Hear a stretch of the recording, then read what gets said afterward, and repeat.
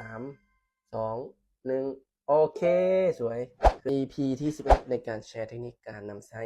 Indicator Super Trend บวกกับการเดินเงินวันนี้เทรดในคอมคือเก่าเดี๋ยวเราเข้าสู่การเทรดตัวจริงนำกันเลยตอนนี้เราเข้ามาอยู่ที่หน้ากระดานเทรดของ MetaTrader เนาะซึ่งในรอบนี้เนาะสิพรจะใช้กราฟของ XRP เนาะในการนำใช้ Indicator Super Trend ตัวนี้เนาะซึ่งตอนนี้เนาะ Indicator เราเนาะเปลี่ยนจากสัญญาณซื้อเนาะมาเป็นสัญญาณขายในจุดนี้เนาะและเปลี่ยนจากสัญญาณขายจุดนี้เนาะตอนนี้ Indicator เราเปลี่ยนจากสัญญาณขายกลายมาเป็นสัญญาณซื้อแล้วเนาะถ้าแท่งนี้เนาะมีการทะลุลงมาเนาะมันจะเปลี่ยนจากสัญญาณซื้อกลายมาเป็นสัญญาณขายเนาะถ้าว่ามันยังบ่มีการเปลี่ยนเนาะสิพรจะเกียมออเดอร์บ่ายสำหรับออเดอร์นี้เนาะ20 เหรียญเนาะเดี๋ยวมาเบิ่งนำกันว่า Indicator เราจะเปลี่ยนสัญญาณบ่หรือว่าจะเป็นสัญญาณซื้อคือเก่าเนาะ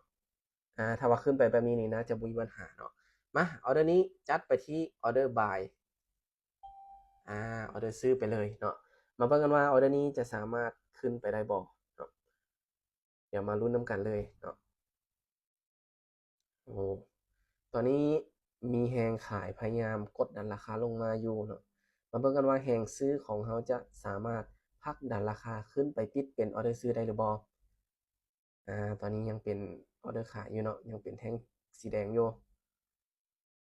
เหลือเวลาอีก3 2 1โอเคสวยขึ้นไปได้เนาะตอน3-4 วิสุดท้ายเนาะก็ถือว่าเฮาวินในออเดอร์แรกเลยเนาะก็ถือว่าเอาถึงเป้าแล้วเนาะเฮาเอาออเดอร์เดียวพอเนาะมาดูที่ประวัติเนาะมื้อนี้ 100% เนาะกำไรมื้อนี้19 เหรียญครับมื้อนี้ออกไปออเดอร์เดียวเนาะ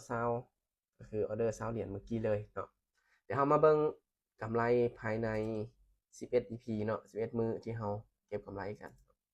วันที่25โอเคตอนนี้อัตราชนะเฮาเนาะเพิ่มมาเป็น 70% แล้วเนาะ 70.58 เนาะกำไรเนาะเพิ่มมาเป็น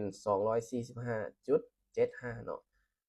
ครึ่งนึงแล้วนะทุกคนเนาะอีกประมาณ4 เหรียญเนาะ4 เหรียญปลายก็ฮอดครึ่งนึงละเนาะ EP ต่อไปก็น่าจะกลายครึ่งละเนาะอันนี้ก็จะเป็นประวัติเนาะประวัติการออกออเดอร์ของเฮาเนาะก็มีพลาดแน่เนาะเป็นเรื่องปกติเนาะก็อันนี้จะเป็นประวัติการซื้อการขายเนาะก็มีออเดอร์ซื้อแน่ออเดอร์ขายแน่เนาะขึ้นกับบางตลาดเนาะพอบางตลาดอินดิเคเตอร์เฮาก็บอกสัญญาณในการขายบางตลาดก็ถึกตอนที่มันบอกสัญญาณซื้อเนาะทุกคนเนาะโอเคเนาะสำหรับคลิปนี้ก็จะมีประมาณนี้เนาะท้ายนี้เนาะทุกการลงทุนมีความเสี่ยงเนาะผู้ใดที่ยอมรับความเสี่ยงบ่ได้ก็บ่ควรเข้ามาในวงการนี้ผู้ใดที่ยอมรับความเสี่ยงได้สามารถเข้ามาศึกษานำกันได้สำหรับคลิปนี้บ๊ายบาย